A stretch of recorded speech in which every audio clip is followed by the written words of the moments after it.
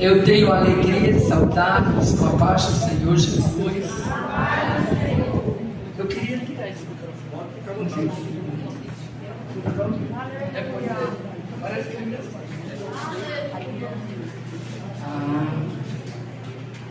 é bom estar com vocês. Deus nos trouxe a esse lugar. Não foi fácil, viu? Não. Nada é fácil para quem caminha para o céu.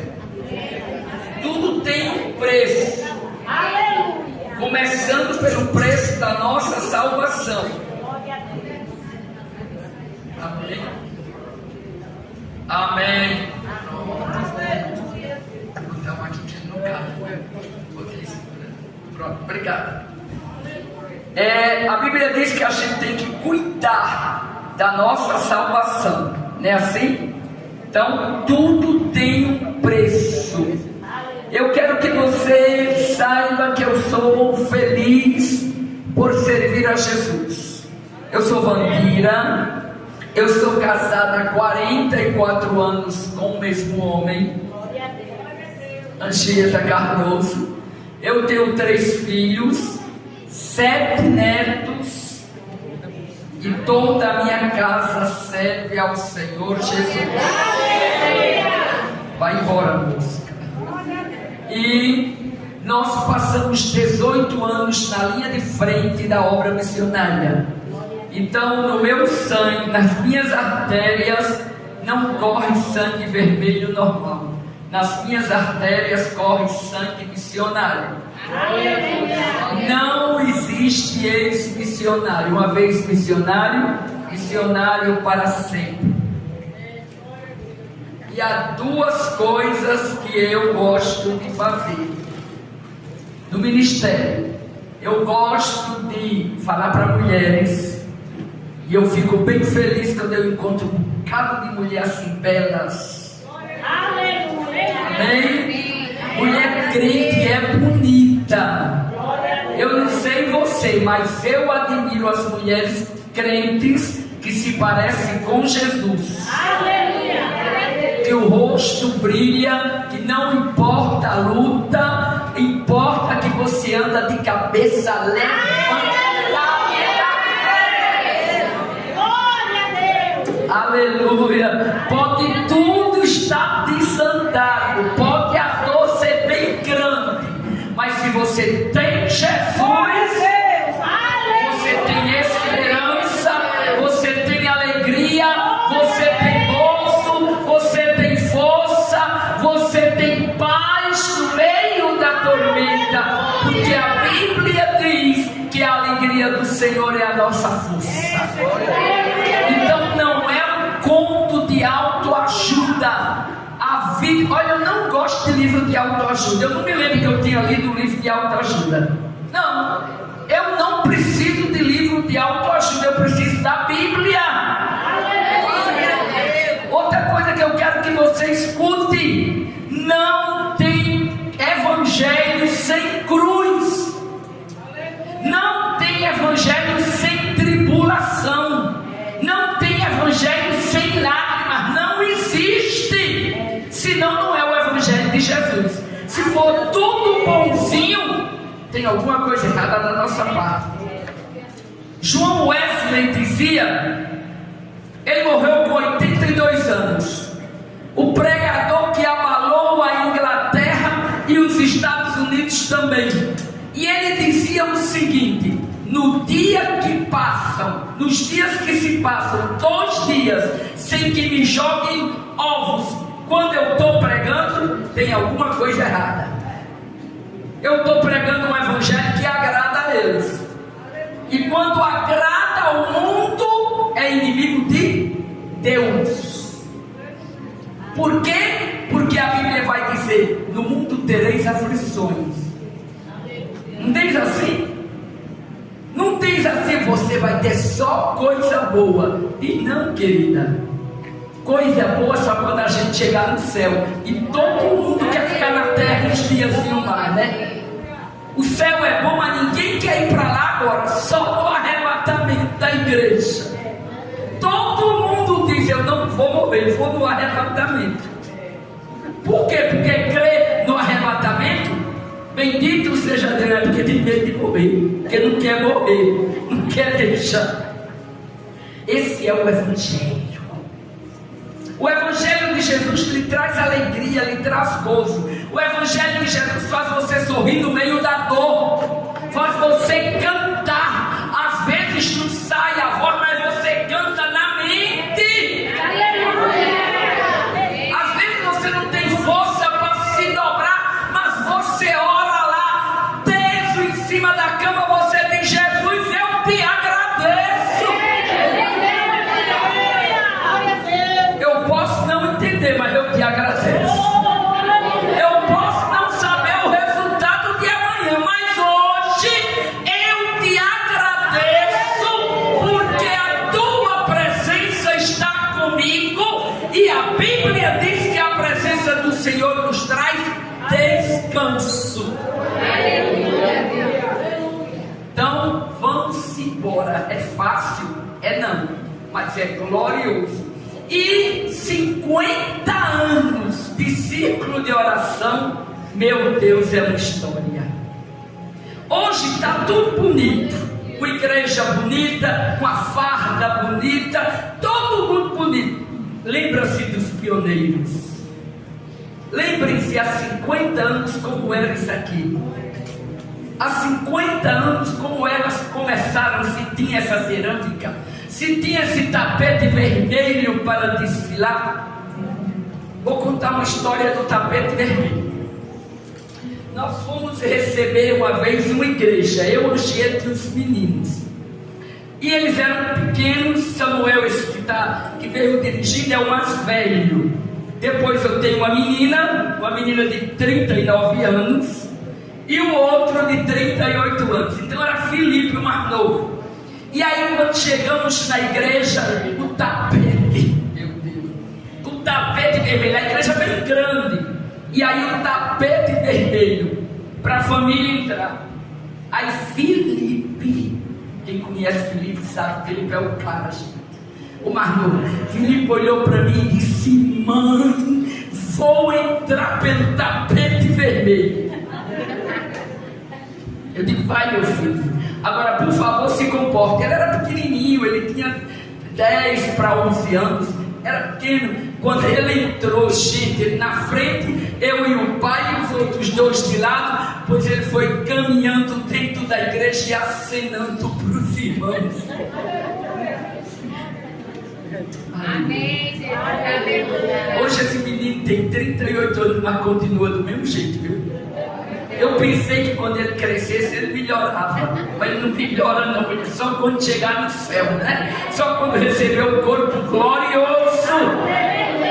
Então essa é a vida de crente, são as histórias que marcam a nossa vida, são as raízes que nos traz até hoje, sem olhar para trás. Eu gosto do círculo de oração. Eu me criei dentro dos círculos de oração. Eu não sei quantos tem 12 ou 13 anos aqui dentro. Jesus me batizou com 12 anos de idade com o Espírito Santo no círculo de oração. Os mais antigos sabem, tinha uma mesinha. Aqui na frente ainda tem, né? Para fazer o círculo de oração, bota uma mesinha. E a oração final se chamava: venho para frente para Jesus batizar com o Espírito Santo. Não era assim? Eu estava ali sentado e olhando para vocês e me lembrando. E todo o círculo de oração Jesus batizava. E ao invés da gente conservar o modelo primitivo, não é saudosismo, é um modelo que funcionou e que fez a igreja, a Assembleia de Deus nossa, que nós pertencemos, a igreja de Cristo aqui no Brasil, a igreja crescer, foi com esse modelo. Aleluia. Mas a gente virou teólogo, a gente começou a ter dinheiro, a gente começou a fazer grandes festas e esquecemos da essência. O problema não é fazer as festas, o problema não é ser teólogo, o problema é esquecer a essência de onde saímos. Aleluia. Quando Cristo mandou João escrever a carta à igreja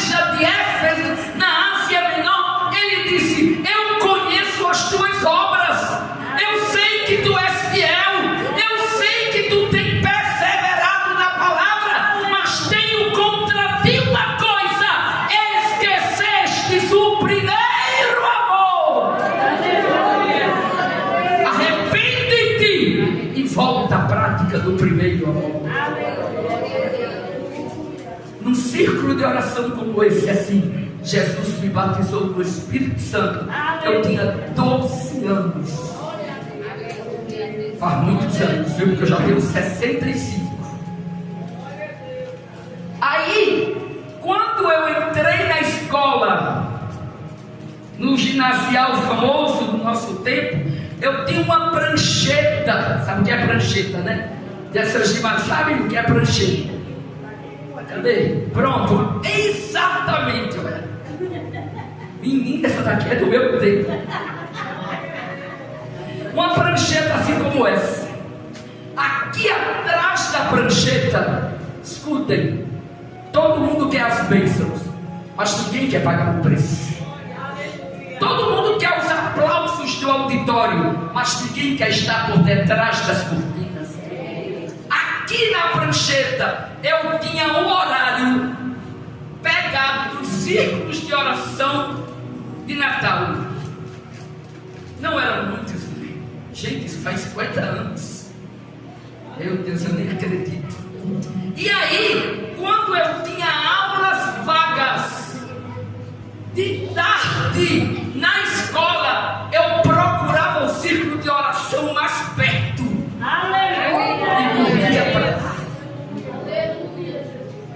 Eu sempre aprendi, escutem, homens e mulheres, principalmente mulheres, porque eu sou mulher como você.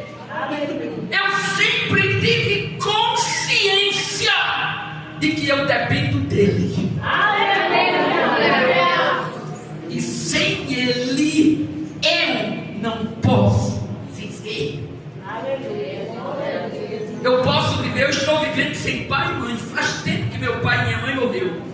Eu vivi muitos anos longe da minha família na obra missionária, longe de amigos, longe da minha igreja, longe de tudo, longe de todo esse povo eu consegui viver, mas longe de Jesus nenhum instante.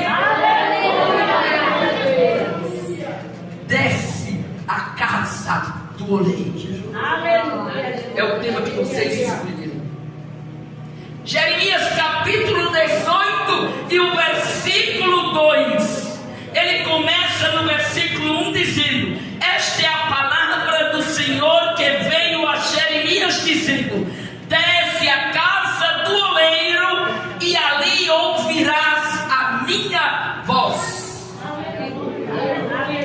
Aí Jeremias chega ao seguinte e vai dizendo: então fui à casa do oleiro e vi o oleiro trabalhando com a roda. Mas, versículo 4, o vaso de barro que ele estava formando estragou-se em suas mãos, e ele o refez moldando outra vez de acordo com a sua vontade. Algumas lições a gente vai aprender aqui. Primeiro eu quero lhe situar no contexto. Eu começo agora e termino de noite. Então você não pode faltar de noite, que é para saber o final, o que aconteceu.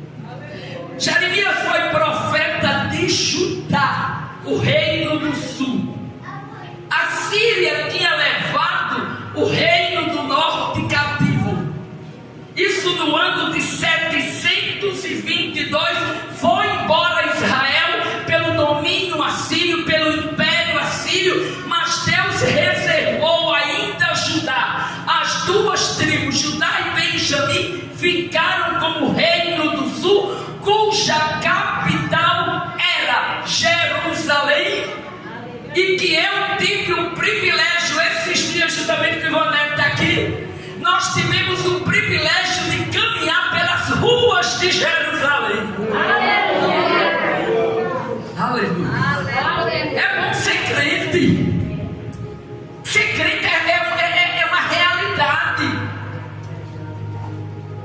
Ser crente não é ouvir dizer a experiência de fulano e de Beltrano, é uma bênção, mas é a experiência sua, é a conexão sua com Deus. E aí, Judá, Deus levantou os profetas, entre eles Jeremias, para avisar a Judá: olha amigo, Se vocês não atentarem para o Senhor, o destino de vocês vai ser como o destino de Israel. Deus vai levantar um império que vai dominar vocês, vai tirar vocês daqui. Mas eles não acreditavam e continuaram pecando. Parece a gente, né? Olha, a Bíblia é tão real que o que foi escrito há milhares de anos parece que foi escrito para nós hoje. E Judá foi de ladeira abaixo, como o bom nordestino diz. E chegou o dia que ela foi invadida, tomada pelo império não mais assírio. No ano de 586, o império babilônico toma a Síria e o império assírio é anulado, o império babilônico é montado e Israel é levado, e Judá é levado cativo pelo rei da Babilônia. Tudo que Jeremias tinha dito. Agora tem uma particularidade que quem lê a Bíblia sabe com Jeremias. Nabucodonosor, o filho Nabopolassar, disse a Jeremias: temos ordens de dizer a você que você tem duas opções. Você tem o direito de escolher ir conosco com os cativos para a Babilônia ou ficar em Judá. Porque ele era bonzinho, porque ele tinha a cara bonitinho, porque tudo que você falou, meu Deus, tudo que você profetizou que ia acontecer se concretizou. E deixa eu parafrasear: e é melhor ser teu amigo do que teu inimigo. É melhor contar com a tua proteção, Jeremias, do que ter tu do outro lado. Uma nação cativa, mas Jeremias, a quem Deus tinha mostrado o destino de Judá, agora toma a decisão de ficar então em Jerusalém. E aí Deus começa a falar com Jeremias, e uma das coisas é exatamente no capítulo 18, que ele vai dizer: desce a casa do oleiro e eu falarei contigo. Mas eu quero que você pense comigo uma coisa: Deus falou com ele? Parou para pensar? Desce a casa do oleiro e eu falarei contigo. Não tem pessoas no nosso meio que são movidas a profeta, a profecia, né? Olha, eu creio em profecia, pelo amor de Jesus Cristo eu creio. Mas tem gente que faz da profecia a autoridade maior do que a Bíblia. E nenhuma profecia pode ser maior do que a Escritura. Toda profecia tem que bater, conferir com o que está na Bíblia. Fique quieta, bem atenta, porque eu não quero que você grite de glória a Deus sem entender. Eu quero que você entenda para onde estamos indo. É a palavra, a tua palavra é a verdade. Paulo diz, ensinando aos Gálatas: se descer do céu um anjo pregando outro evangelho que não seja esse, seja anátema. Sabe o que é anátema? Seja maldito. Quer dizer, aí João do Apocalipse, João das Epístolas, ele vai dizer: se chegar na tua casa um pregando outro evangelho, nem o receba. nem o receba. Por quê? Porque pode lhe confundir. Então é melhor que você nem escute outro evangelho. Então, o que a Bíblia diz? Jeremias desce à casa do oleiro, e eu vou falar contigo. Jeremias desceu, e nós podemos ver agora em Israel, na vila de Nazaré, um espaço onde eles reconstruíram uma vila, um espaço tal qual, ou muito parecido ao tempo que Jesus viveu há 2000 anos atrás. E eu não sei ela que estava, mas eu, quando eu entrei na vila, que vi o pastor com as ovelhas, eu me choquei de tão real que era ele com as ovelhinhas, com aquela roupa, com o cajadinho na mão. E eu digo, meu Deus, é real, ele está aqui, Davi está aqui cuidando das ovelhas. Aleluia. Aí, e vimos um oleiro também trabalhando. Fomos à casa do oleiro e vimos ele trabalhando, fazendo o vaso. O que passou com Jeremias é que Deus não falou com ele. Deus disse: olhe o oleiro, desça à casa do oleiro e veja como ele está fazendo. E aí ele tem a massa, e a gente tem aqui alguns passos como se faz o vaso. Muitas vezes a gente chega na igreja e vê o vaso assim, todo bonito, mas ele tem um processo para chegar aqui, e o processo dói. E muitos de nós queremos pular os processos, entrar por atalhos. Só que a luta, quando a vida lhe puxa o tapete, não tem atalho. Quando o luto chega, não tem atalho. Quando a pastora de vocês contou o episódio do rapaz que era doente mental e que matou o irmão que cuidava dele, e o irmão era cristão, era obreiro da casa do Senhor, quer dizer, a vida puxou o tapete. Aleluia. Ninguém esperava, mas chegou. Eu sei que muitos de vocês aqui sabem ou acompanharam ou oraram em favor do meu marido. Meu marido amputou uma perna dia 13 de abril desse ano, da coxa para baixo.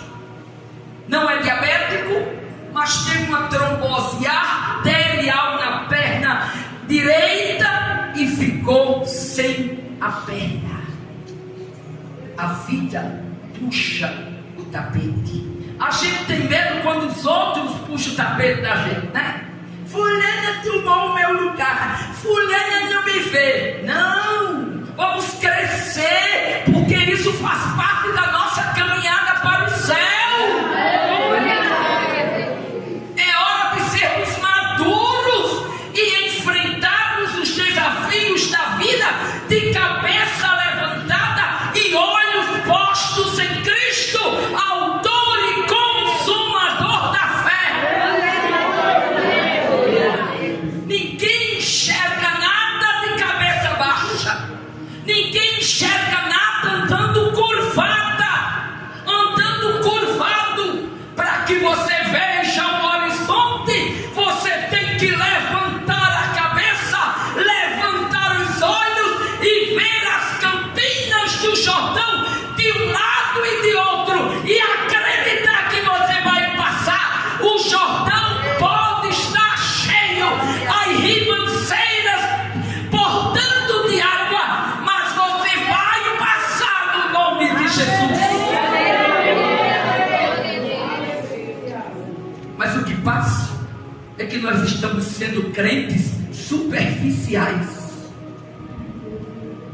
crentes mimados, crentes que não têm raízes, crentes crentes Nutella, sabe aqueles crentezinhos que não tem firmeza, só aqueles pedacinhos?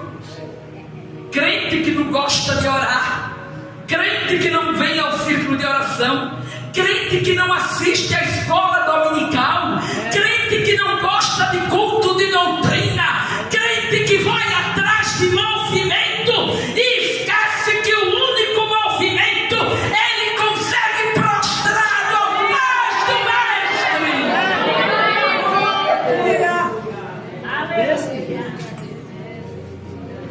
Desce a casa do oleiro. Eu vou falar com você. Não é por acaso que vocês escolheram o tema. Não é por acaso que vocês vieram visitar. Não é por acaso que eu estou aqui. Não é fácil. A nossa vida mudou bruscamente. Tem que ter toda uma estrutura para poder sair de casa, porque a Anchieta está completamente dependente de nós. Mas é na casa do oleiro que a gente é formado. É aqui. E escuta outra coisa, e leva para casa no coração. Prova não mata crente. Prova deixa crente fortalecido. Prova ensina você a descobrir que o seu Deus está com você. Ele pode lhe livrar, mas como Ele é soberano, se Ele não livra, Ele entra com você. E por que te abates, ó minha alma? Por que choras? Por que te desespera? Por que te descabela? Não aguento isso de gente crente, não. Por quê? Porque o Evangelho é a prática. O Evangelho é o dia a dia. O Evangelho não é só o dia de festa, não. Você está aqui hoje celebrando de amarelo, brilhando ouro puro, porque você passou um ano aqui de joelho dizendo: Jesus, eu estou aqui. Sabe daquela história do gari que os pregadores contam? O gari, que na hora do almoço ele trazia de casa a comidinha dele, e aí quando parava para almoçar, eles sempre paravam perto de uma igreja, e ele aproveitava a hora do almoço para ir para a igreja orar um pouco. A igreja estava aberta e ele entrava na igreja para orar, e ele não orava muito não, ele se prostrava e dizia: Jesus, Zé está aqui. Jesus, José está aqui. Era a oração dele, o nome dele era José. Um dia esse homem enfermou terrivelmente e o levaram para um hospital, para uma emergência, e se o mandaram para o Valfreden. Terrível. Ele ficou na maca, lá no corredor, ou numa cadeira tomando soro. E nesse momento de tanta dor, de tanta solidão, os companheiros se levaram e deixaram lá e foram trabalhar. Ele ouviu a voz do Senhor dizer: José, eu estou aqui.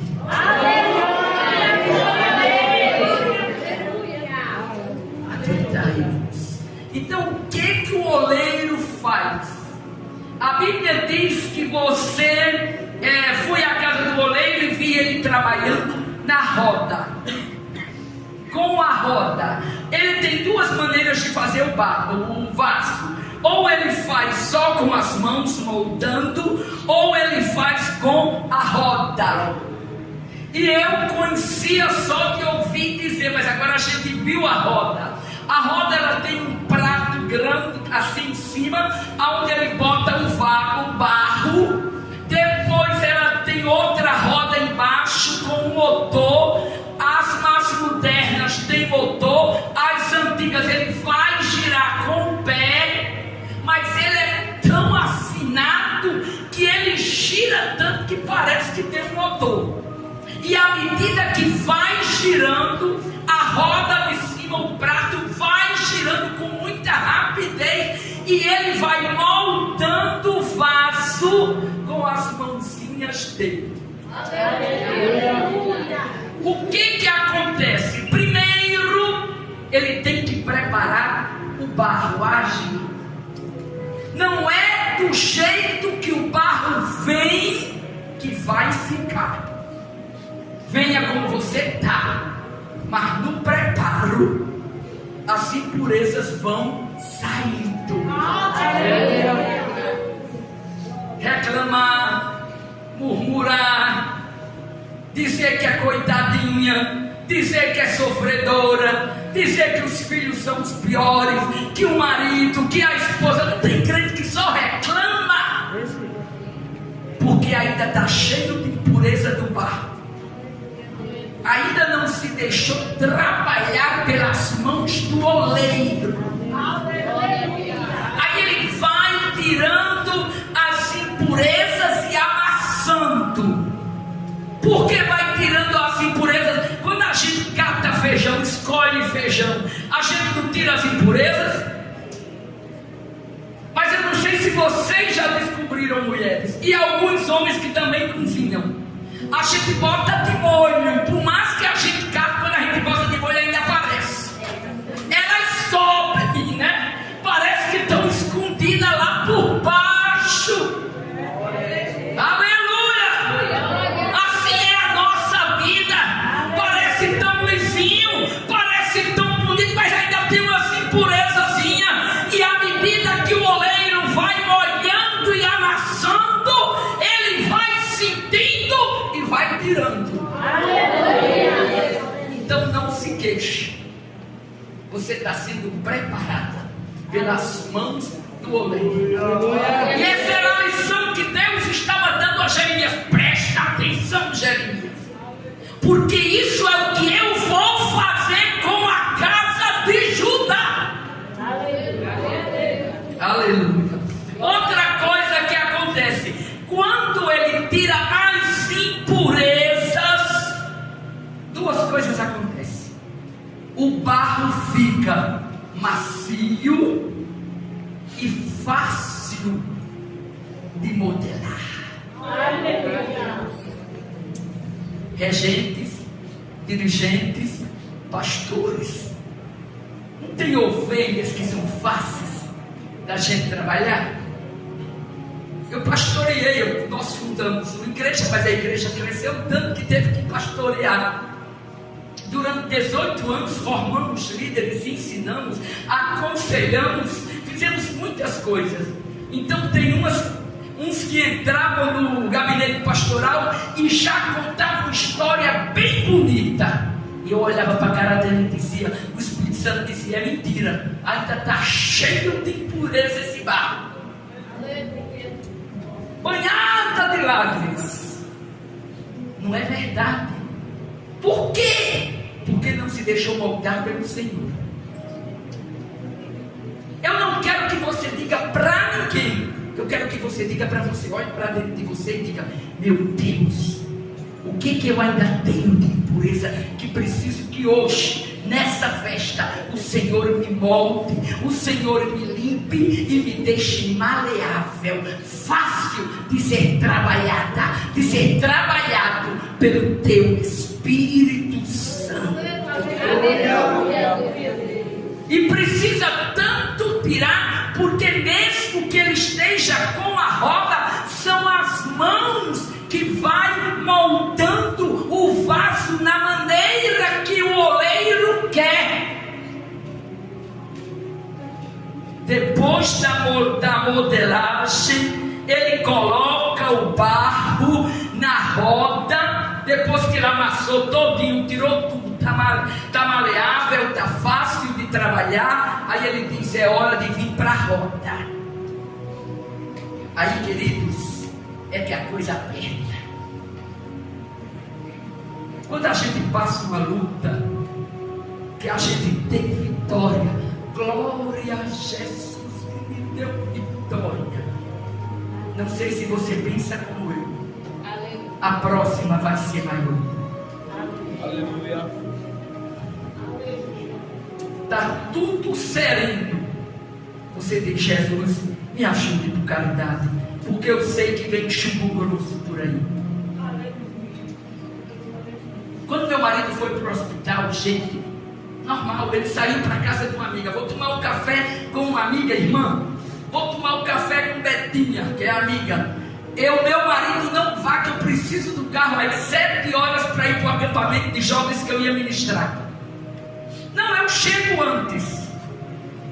Nesse mesmo dia eu encontrei a Anchieta 3 horas da manhã, já na UTI, depois do primeiro procedimento.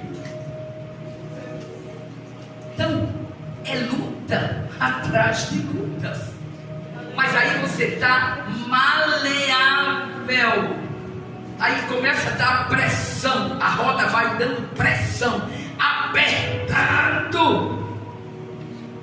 Então, queridos, quando apertar, nem a irmã não, nem o marido não, nem a esposa não são os filhos. É Deus te moldando a maneira dele. No começo do casamento eu entendi, eu li um livro e descobri que Anchieta, Deus tinha me dado Anchieta como ele é, só a graça de Deus, gente. Muito jejum e oração para viver 44 anos com meu marido. Ele vai dizer também a você a mesma coisa. Se não fosse jejum e oração, eu não vivia com essa mulher. Aí eu descobri que Anchieta Deus tinha me dado Anchieta para me moldar a maneira dele. Ficou tão mais fácil para mim, que quando eu reclamava, quando eu queria reclamar, eu dizia: não, tem alguma coisa que o oleiro está me moldando, que eu preciso entrar na forma de Deus. É assim, porque é isso que ele estava ensinando a Jeremias. Só mais um minutinho. Ele estava ensinando a Jeremias. Aí a roda faz pressão. E a gente conhece quem é crente na pressão, né? Quando tudo está bom, é muito fácil ser crente, né? É muito fácil cantar, dar risada. Aleluia.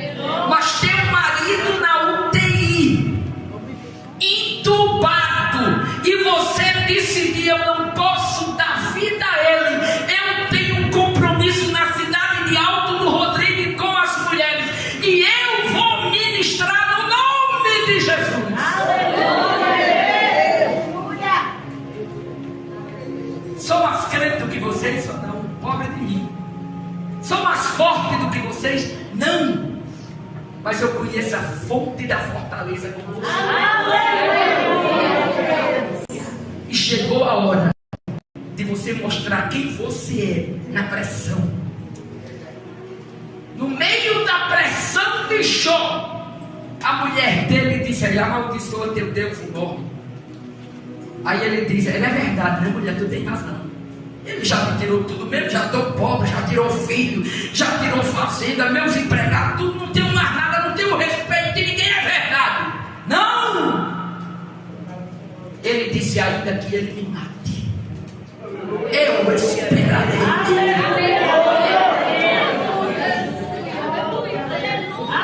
Aleluia! Ainda que ele me mate. Como eu aprendi na doença do meu marido. Aleluia. Como eu aprendi a tirar força de onde não existia. Como eu aprendi a cantar no meio da dor. Como eu aprendi a conhecer o Senhor. Então a pressão leva você a duas coisas: ou a confiar, ou a murmurar, ou a perguntar: por que para mim? Eu sou tão boa assim, eu oro tanto, eu estou na igreja, eu ajudo, eu sempre fui boa, boa esposa, boa mãe, boa dirigente, bom pastor, bom obreiro. Mas você está nas mãos do oleiro, sem a maneira de Deus. Outra coisa, e a modelagem coloca então a formação passando o vaso. Aí de repente foi tão interessante. Aí depois que ele moldou, ele dobrou as portazinhas daqui e ficou tudo tão bonitinho. Mas era áspero, era grosso. Aí ele disse: precisa passar pelo refinamento. Ainda tem muito barro, tá maleável, tá, mas ainda tem uma espessura muito grande. Eu preciso de uma espátula para cortar.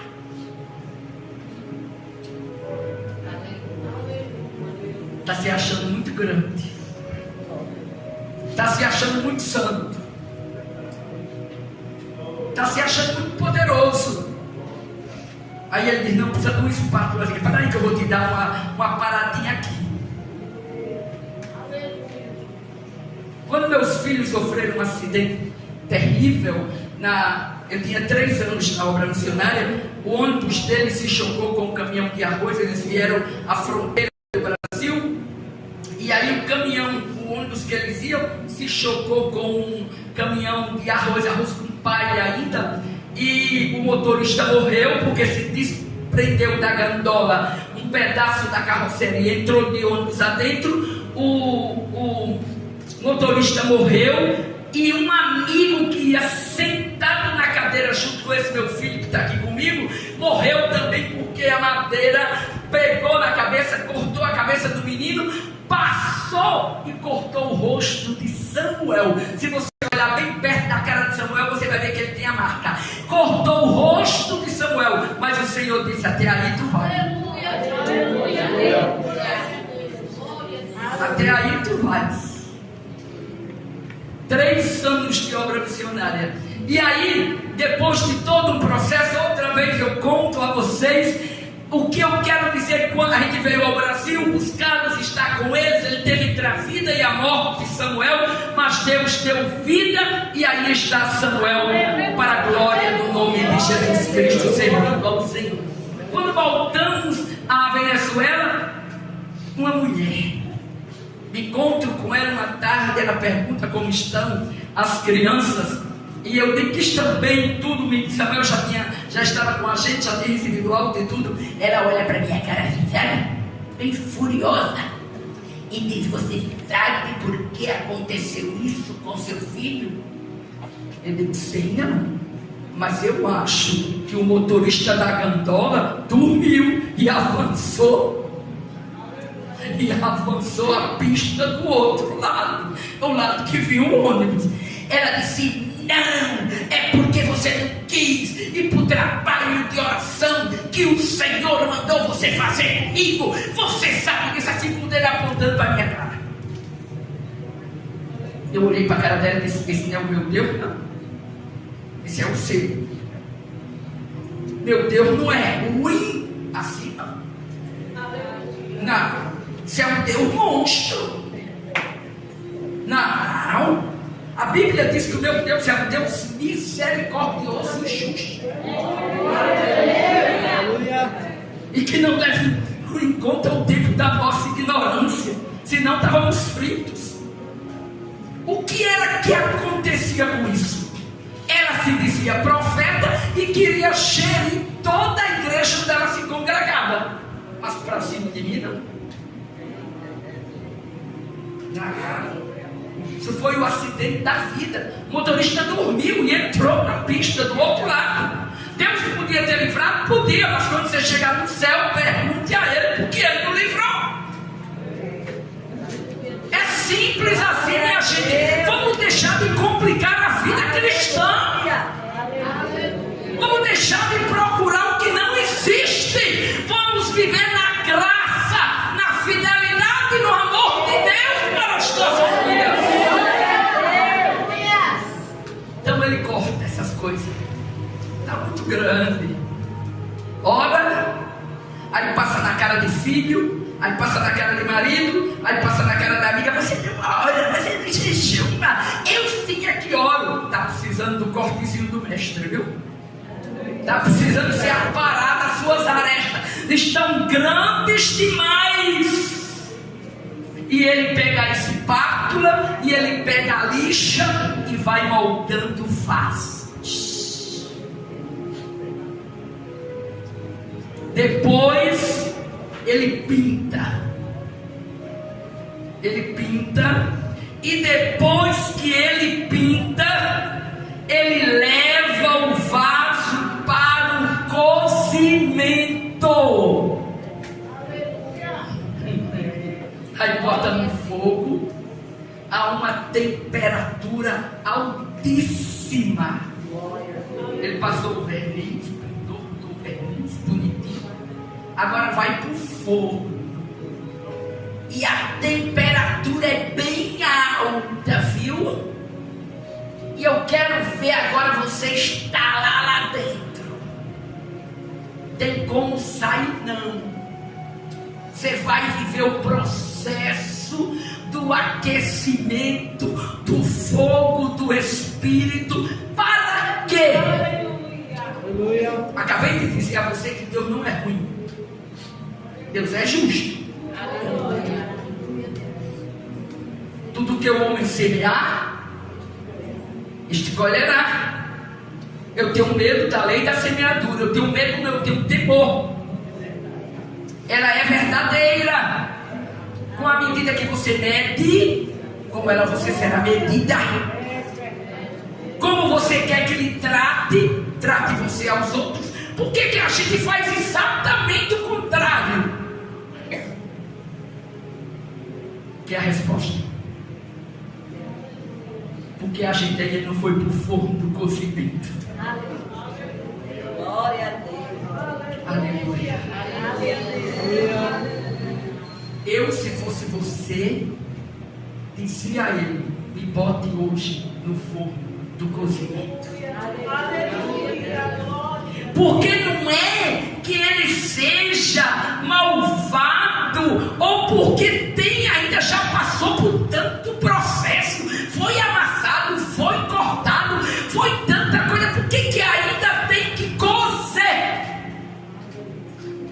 Porque é no forno que ele se mistura de tal maneira o barro com a pintura que se torna uma cerâmica sólida e não tem quem quebre com muita facilidade. Se o vaso for bem feito, ele está entranhado no outro quando é o que o Espírito Santo de Deus deseja fazer conosco nessa tarde. Aleluia.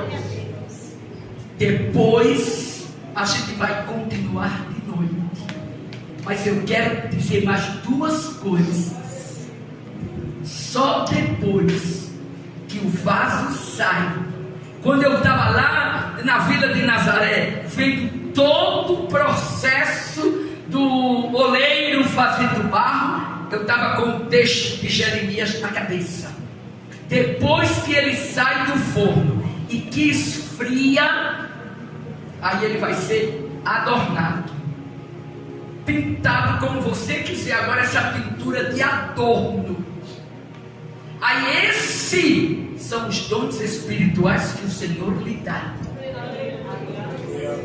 Por quê? Porque o cozimento no forno vai fazer você sair de lá gerando as virtudes do fruto do Espírito. Glória a Deus. Escute mais uma.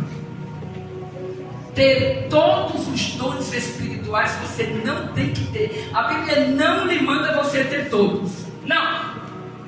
Mas as virtudes do fruto do Espírito é uma obrigação nossa. Gerar todas elas. Porque é a prova de que fomos para o forno de alta temperatura e saímos unificados com Cristo em um só corpo, em um só espírito. A gente continua de noite, mas eu quero só ver a segunda parte do capítulo, do versículo 4, que ele diz: mas o vaso de barro que ele estava fazendo caiu da mão e quebrou-se. Depois de todo esse processo, quebrou-se. Ele tinha duas opções: estava estragado, joga fora, pega o barro e começa o processo de novo. Mas não foi isso que Jeremias viu. Ele pegou os cacos, ele pegou os pedaços e refez. Aleluia. Agora tem um detalhe bem importante: ele fez o vaso, não de acordo com o modelo primeiro, ou o modelo que fulano disse ou que Beltrano disse. A Bíblia diz que ele refez o vaso à sua maneira. Quero orar com isso. Por favor, fique em pé. De noite a gente continua. Eu preciso descansar realmente, mas eu amo a palavra. E quando eu começo a ministrar e a torneira do céu se abre, eu esqueço a debilidade, mas eu sou humano, viu? Aí ele fez, ele não jogou fora, ele fez a maneira dele. Ele podia ter me jogado fora. Quantas vezes ele trincado, quantas vezes ele falhado, quantas vezes ele escorregado.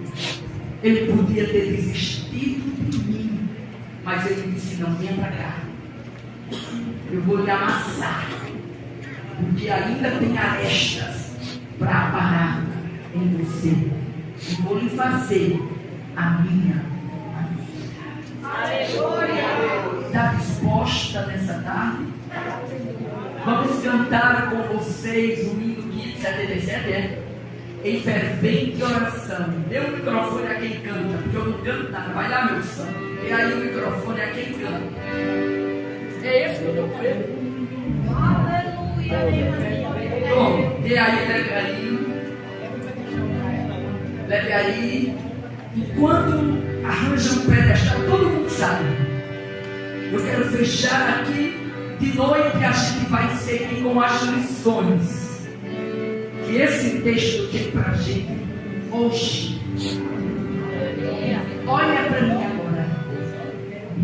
Eu sou mulher como você, mas eu quero que você tome uma decisão de viver o Evangelho sem murmurar. Aleluia. Sem se queixar, sem botar a culpa para A ou para B. Olhe para você que eu sou fácil. E vaso na mão do oleiro não faz o que quer. Vaso na mão do oleiro obedece os comandos do oleiro. Ele não bota arrebento, ele não bota cola, ele fez você de novo. Ele disse: tem jeito, a essência é preciosa e eu preciso dela, eu preciso dele para dar continuidade à minha obra na terra, até que eu volte para levar a minha igreja. Ele refez a maneira dele.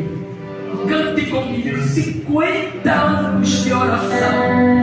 Você sobreviveu porque aprendeu a caminhar. Se ainda não aprendeu a orar nessa tarde de oleiro, foi neste tempo de joelho na tua presença. Oração tem o teu coração. Se você sabe a presença de Deus é